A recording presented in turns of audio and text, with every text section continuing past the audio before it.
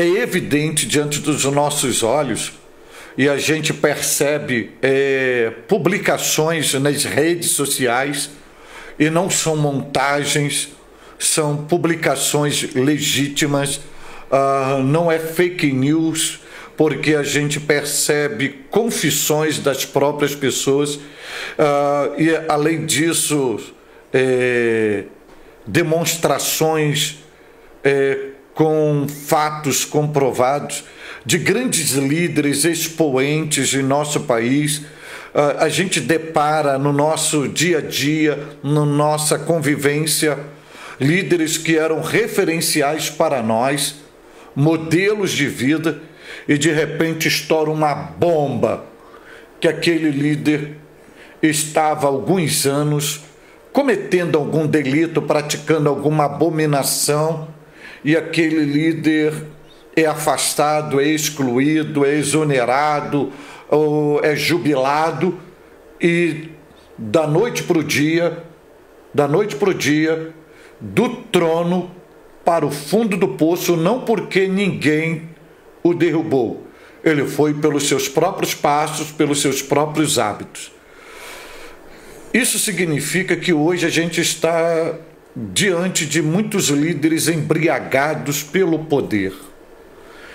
O senhor, como um teólogo, como um estudante de teologia, de liderança, o que leva um líder se tornar embriagado pelo poder?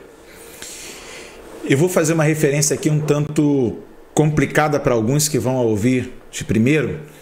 Cazuza dizia que as suas referências morreram por overdose do poder. Cazuza, né? Cazuza. Logo ele.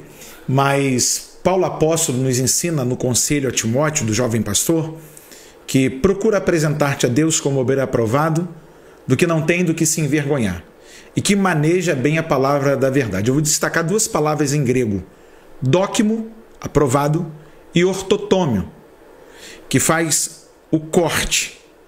E aí, quando a gente fala de dóquimo, Paulo está remontando a ideia de alguém que está indo ao mercado e que, quando chega lá, que ele vai fazer o pagamento com a moeda, eu não sei qual era o avaliativo do mercador, mas ele poderia dizer dóquimo ou adóquimo, ou seja, aprovado ou reprovado. Assim é o próprio Deus com a gente. Ele nos convida para a sua obra, honra nossa, alegria nossa, participar daquilo que é o chamado do Senhor. Só que Paulo vai dizer para Timóteo: procura apresentar-te a Deus aprovado, como obreiro que não tem que se envergonhar. E a palavra manejar é ortotômio, é a ideia daquele agricultor que está arando a terra, ou do alfaiate, como nós tínhamos o seu Fábio, que ele tinha que cortar com precisão o pano para não perder, para não desperdiçar. E assim deve ser o obreiro. Só que Paulo ainda fala para Timóteo: toma cuidado da sua própria vida, porque não adianta a gente cuidar de um rebanho e perder a gente para nós mesmos. Qual é o grande problema hoje, pastor Cláudio Gama? É que o poder é a droga mais saborosa que o homem pode experimentar, porque ele dá sensações de que ele se torna intocável. Dá licença um pouquinho. Olha o conceito de poder que o pastor Paulo Nascimento está dando. É a droga mais saborosa que o homem pode experimentar. Por exemplo, todo mundo sabe que o refrigerante faz mal, mas todo mundo diz que o refrigerante é bom. A mesma coisa é o poder. Ele é doce, ele fortalece o ego humano.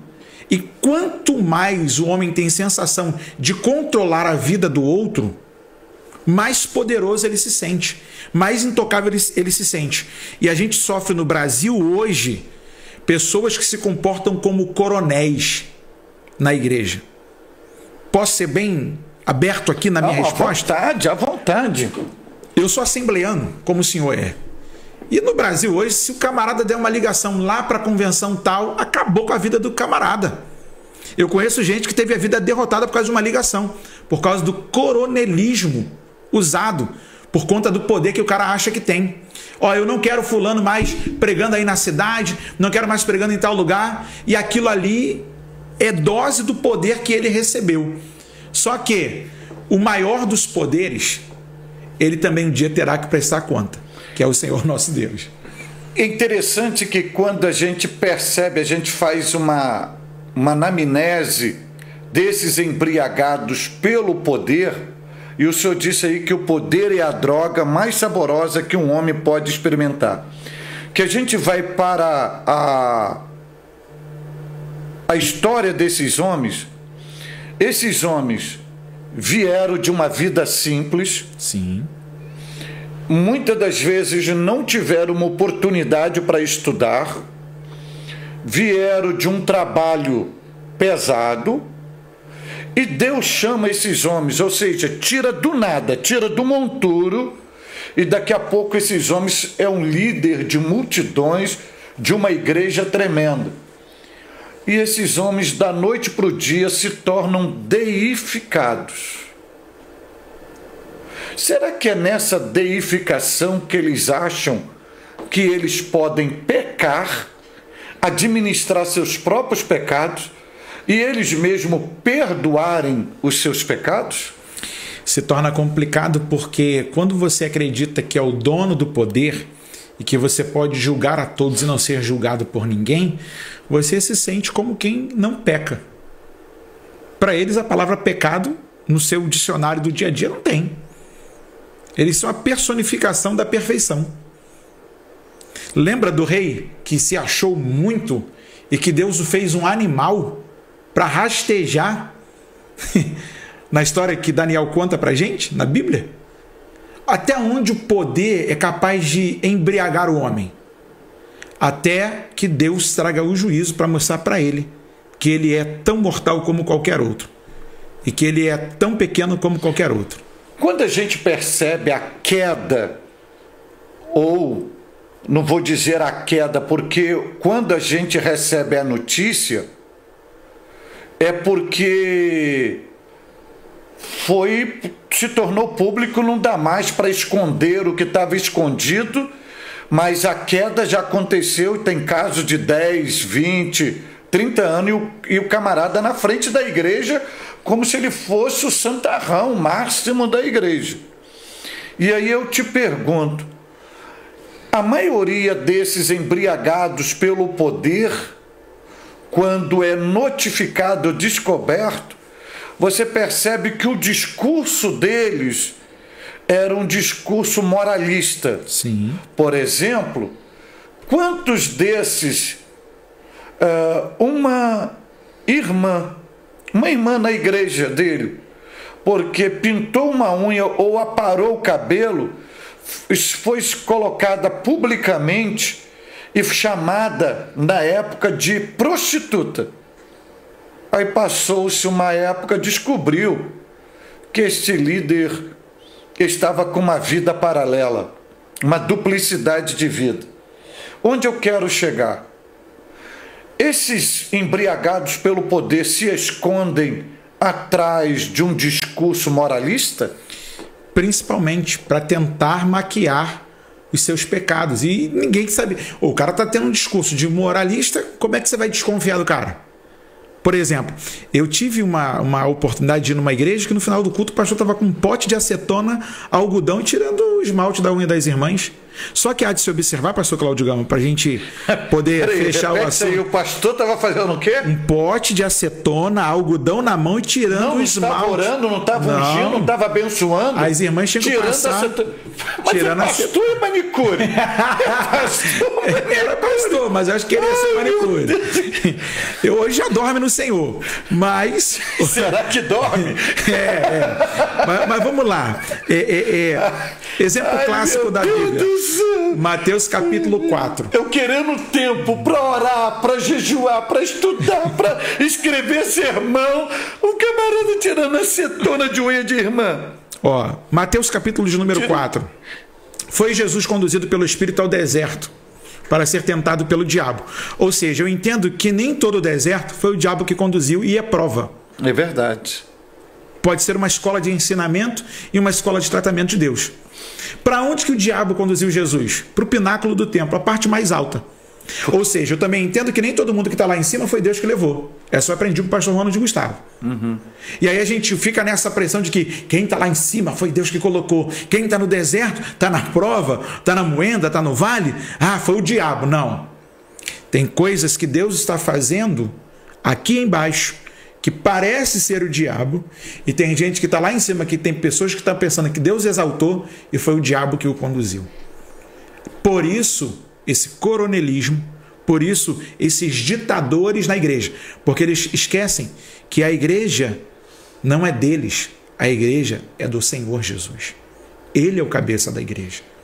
Por máximo que eu tenha a responsabilidade de cuidar de um rebanho, eu não sou o dono da igreja. Eu sou um cooperador. Eu sou um rupereta. Eu sou um remador naquela embarcação. Meu Deus, remador na embarcação. Deus nos chama para ser remador e o camarada opta para ser manicure. Só Jesus. Só Jesus. É as evidências desse pessoal embriagado pelo poder, que passam tempo enganando o povo, mascarando-se, se fazendo de santo e na podridão do pecado. Na podridão do pecado. E muitas das vezes chega pessoas dizendo, não, tem que ter pena dessa pessoa, tem que ter pena desta pessoa. Aí você começa a analisar como ter pena desta pessoa se ela mesma optou por isto. Não é uma questão agora sua. Eu pego muitos casos de bizarrice no canal Falando de Bíblia. Eu já vi gente sentado num cadeirão tipo rei e mandando os membros beijarem em pé. Espante-se o Senhor. São Paulo. O Brasil é celeiro dos mais hereges do mundo. Olha que os africanos zoam também para caramba lá. Mas os brasileiros ganham de lavada. O Daniel fica espantado quando a gente começa a produzir o material, separar o material para fazer vídeo, resposta, a gente fica assim, rapaz, não acredito nisso não. O outro que tinha que jogar dinheiro no pé lá da determinada apóstola, da bispa, porque senão não era abençoado financeiramente. E essa turma são muito parecidos com os fariseus. Nos seus discursos e nas suas doutrinas, chamam Deus de Pai, mas no seu comportamento parecem filhos do diabo. Por falta de conteúdo das Sagradas Escrituras, são vazios. Porque nós estamos vivenciando, e eu falo até dentro da família pentecostal, líderes que eram modelos. E quando a gente recebe a notícia, cara, das podridões que essa pessoa praticava nos bastidores, nos dá náuseas, nos dá náusea. A minha oração é que se cumpra nesta pessoa aquela palavra que Jesus disse certa vez à igreja de Éfeso: lembra-te de onde caíste, porque o embriagado pelo poder é um homem caído em cima do púlpito. Sim. E lamentavelmente esses homens, eles não têm a sensibilidade de fazer uma confissão plena. Eu digo plena, não é justificar, é confessar plenamente e suplicar o perdão tanto divino quanto do povo que ele enganou por aquele tempo todo, e aceitar uma disciplina, porque se a ovelha é disciplinada, este líder, cabe mais a ele o teor da disciplina, o peso da disciplina. A quem muito é dado, muito será cobrado. Que Deus tenha misericórdia de nós e que apliquemos em nossa vida a palavra de Paulo: quem está em pé se cuide para que não caia. Mas que esse momento seja um momento de reflexão, para que tanto quem está tendencioso a isto reveja, porque um abismo chama outro abismo, e que Deus nos dê um aumento de temor, para que sejamos um exemplo e não um escândalo para os fiéis. Palavras de Salomão: quem encobre o pecado não prospera, mas quem confessa e deixa alcança a misericórdia. Alcançará a misericórdia. Eu quero lembrar a você que você também pode nos ajudar a manter essa programação. Tem uma chave Pix aparecendo aí para você, que é doarparafb@gmail.com. Eu vou repetir: doarparafb@gmail.com. Essa é a nossa chave Pix, que você pode também estar nos ajudando aqui. Aí de repente você diz assim: pastor, qual é o valor? O valor que Deus colocar no seu coração. Eu não vou impor nenhum valor, mesmo porque nós temos os nossos gastos aqui e eu quero estar mais vezes com os meus irmãos, trocando ideias, trocando informações, respondendo algumas dúvidas que às vezes você na sua igreja tem vergonha de perguntar e às vezes tão intimidado que está pela vergonha, não pergunta e fica sem resposta.